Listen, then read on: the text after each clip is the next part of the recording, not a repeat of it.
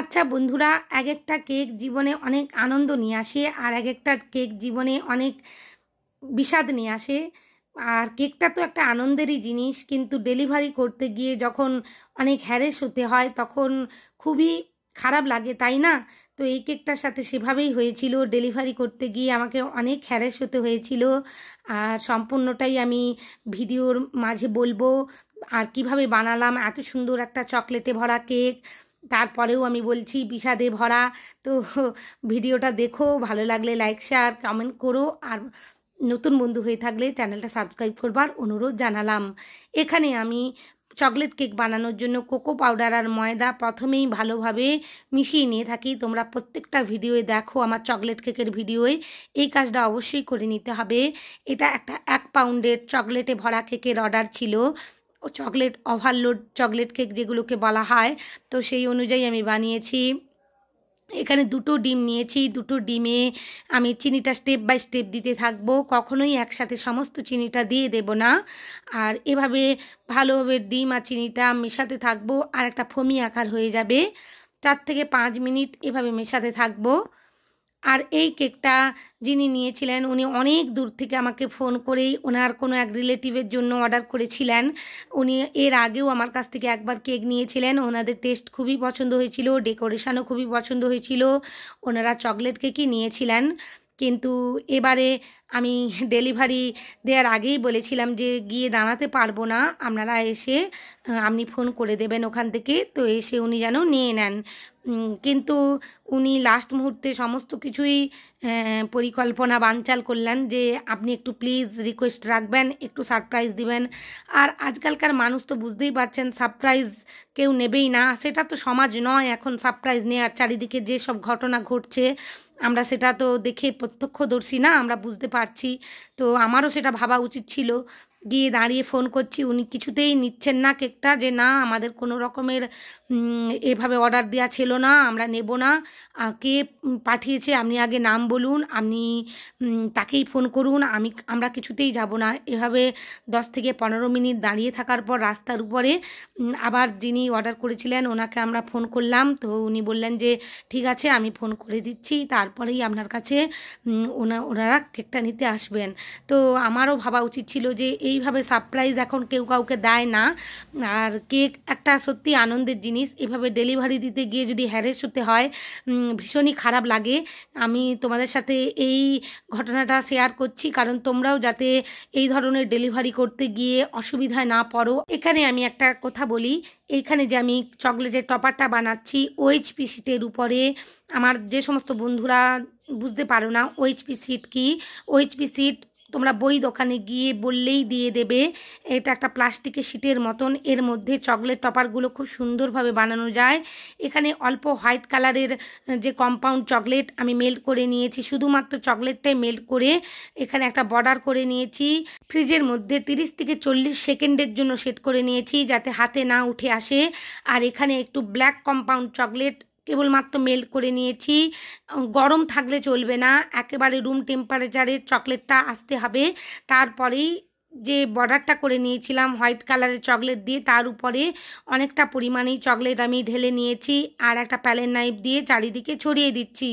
যে যেমন থিকনেস চাও সেই অনুযায়ী উপরে চকলেটটা ঢেলে নেবে। আমি আমার পরিমাণ মতন এখানে চকলেটটা দিয়ে দিয়েছি আর ভালোভাবে সেট করে নেব।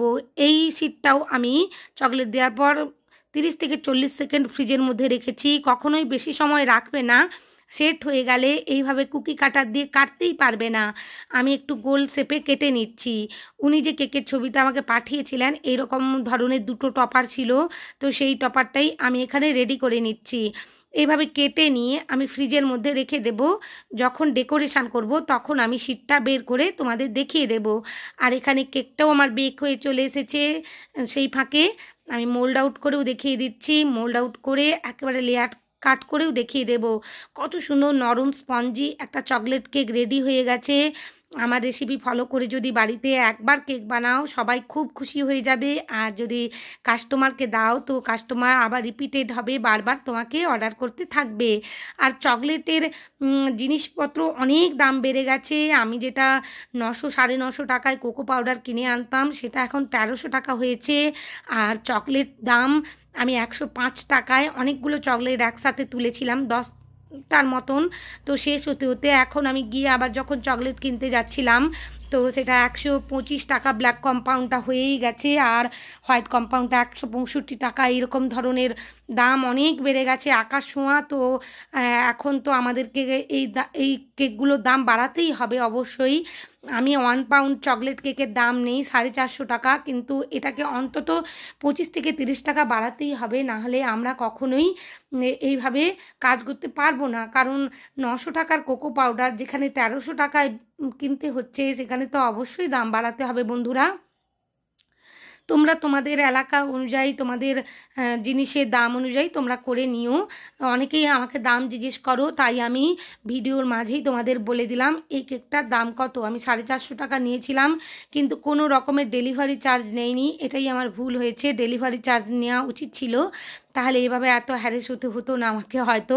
তো যাই হোক, আমি আরও একটা কথা বলে রাখি তোমাদেরকে। তোমরা তো জানো আমি কিভাবে চকলেট কেক বানাই, তো সেভাবেই বানিয়ে নিচ্ছি, তোমরা দেখে নাও। আর তোমরা যখন ডেলিভারি করতে যাবে বা তোমরা যখন কেকের অর্ডার নেবে, বলবে যে সারপ্রাইজ গিফট আমরা ওভাবে দেবো না। কারণ এবার এখন আর সারপ্রাইজ গিফট কেউ নিতে আসে না, বিভিন্ন রকমের ঘটনা ঘটছে চারিদিকে, তোমরা নিশ্চয়ই অবগত। তো আমি যেভাবে ভুল করে ফেলেছি, ঠকে গেছি, তোমরা সেভাবে ঠকো না, এটাই আমি চাই।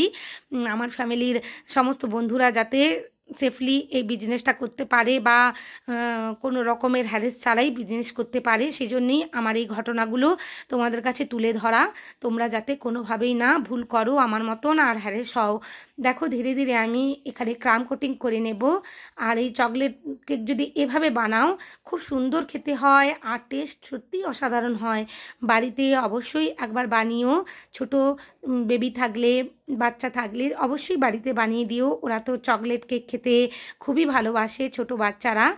আর দেখো ধীরে ধীরে আমি তৃতীয় লেয়ারটাও বসিয়ে দিয়েছি। আর চকলেট কেকটা একটু বেশি পরিমাণ সোপ করবে, না হলে ফ্রিজে রাখার পর ড্রাই হয়ে যাওয়ার সম্ভাবনা থাকে, কারণ এখানে কোকো পাউডার আছে। একই রকমভাবে স্পঞ্জের উপর আমি চকলেট যে করে রেখেছিলাম গানাশ সেটাও দিয়ে দিলাম, আর ক্রিম দিয়ে একেবারে ক্রাম কোটিং করে নেব।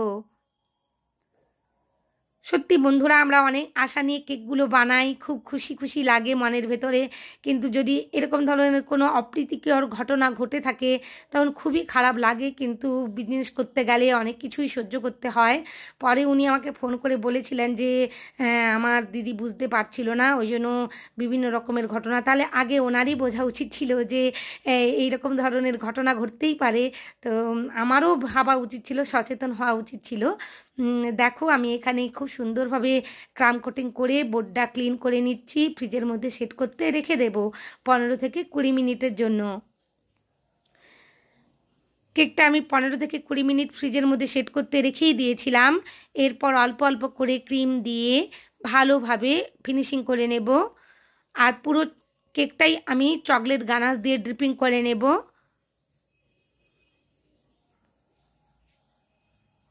অল্প অল্প করে ক্রিম দিয়েই আমি এখানে ফিনিশিং করছি, বেশি পরিমাণ ক্রিম দিচ্ছি না। খুব একটা স্মুথ ভাব করে নেব।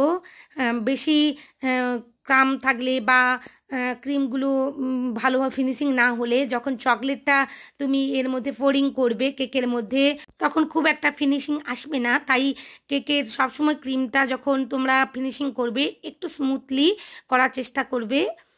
আর এখানে এক্সট্রা ক্রিমগুলো আমি তুলে নেব। উপরের অংশে যে ক্রিমটা দিয়েছি, চারিদিকে যে ক্রিমটা বেরিয়ে এসেছে, ওগুলো আমি প্যালেন নাইফ দিয়ে ধীরে ধীরে তুলে নেব। একটা কথা আছে না বন্ধুরা, যে দাম না নিলে কদর থাকে না, সেটাই আমি এখন মর্মে মর্মে বুঝতে পারি। তো যতই তুমি কোয়ালিটি ভালো করো, যাই করো, সব সময় দামটা ঠিক মতন নিতে থাকবে। কারণ আমি যে ডেলিভারিটা ফ্রিতে দিতে গেছিলাম, তো আমার ওখানে কোনো দামই ছিল না। যদি আমি ওই ডেলিভারি দেওয়ার জন্য 50 টাকা কিংবা 100 টাকা নিয়ে নিতাম, তো আমার অনেক দাম থাকতো, আমার ওই ডেলিভারির পরিশ্রমের অনেক দাম থাকতো। তাই সবসময় নিজের কোয়ালিটি, নিজের দামটা নিজেই তুলে ধরার চেষ্টা করবে, আর কখনোই ফ্রি ডেলিভারি করবে না। আমি যা শিক্ষা নিয়েছি, আমি আর কখনোই করব না ফ্রি ডেলিভারি। আমি টাকা নিয়েই ডেলিভারি করব। কারণ ডেলিভারি চার্জ, আমরা যখন কোনো কিছু অর্ডার করে থাকি, ডেলিভারি চার্জ আমাদের কাছ থেকে নিয়ে নেয়। আমরাই বা কেন আমাদের অমূল্য সময় এইভাবে অন্য জায়গায় গিয়ে নষ্ট করব, বা দাঁড়িয়ে থাকব, বা অনেক কথার সম্মুখীন হব। ধীরে ধীরে দেখো আমি সমস্ত চকলেটটা এখানে ঢেলে দিয়েছি, আর প্যালেন নাইফটা খুবই আলতো হাতে ধরেছি। কখনোই এখানে চেপে প্যালেন নাইফটা ধরা যাবে না, তাহলে এক্সট্রা ক্রিমগুলো উঠে আসবে। আর এই যে পোরিংটা করে নিলাম চকলেটের, কখনোই পারফেক্টলি হবে না। তাই অবশ্যই একেবারে আলতো হাতে এই কাজটা করে নিতে হবে। আর বোর্ডটা আমি একেবারে সুন্দর করে ক্লিন করে নিচ্ছি একটা কিচেন রুমাল দিয়ে। ফ্রিজের মধ্যে আমি 10 থেকে 15 মিনিট সেট করতে রেখে দেব, কারণ এখানে চকলেটটা আমি পোরিং করেছি, সেট করতে অবশ্যই রেখে দিয়েছিলাম। এরপর এখানে চকো চিপস দিয়ে চারিদিকে আমি খুব সুন্দরভাবে একটা এফেক্ট করে নেব, যেটা আমরা চকলেট দিয়ে ব্ল্যাক ফরেস্ট কেকগুলো বানিয়ে থাকি, সেই রকমভাবেই এখানে চকো চিপস দিয়ে বানাবো। আর উপরের অংশে একটু চকো চিপস পড়ে গেছিলো, সেটাই আলতো করে তুলে নিয়েছি প্যালেন নাইফ দিয়ে। এই কাজগুলো সত্যিই খুবই শৌখিন, আর একেবারে ফিনিশিং পর্যায়ে এসে গেছে, তাই খুবই সাবধানতার সাথে ধীরে ধীরে কাজগুলো করতে হবে। উনি যে আমাকে ছবিটা পাঠিয়েছিলেন ম্যাডাম, তো এইরকমই চকো চিপসে ভরা ছিল, তো আমি সেই রকম অনুযায়ী করে নেওয়ার চেষ্টা করেছি। আর পাইপিং ব্যাগের মধ্যে একটু গানাশ ভরে নিয়েছি, আর এখানে ছোট্ট স্টার নোজেল ব্যবহার করেছি, তার সাহায্যেই খুব সুন্দরভাবে উপরের অংশে একটা বর্ডার করে নিয়েছি। আর এই চকলেট গানাশটা অবশ্যই তোমরা 1:1 রেশিওতে ব্যবহার করবে, কখনোই বেশি ক্রিম বা বেশি চকলেট দেবে না।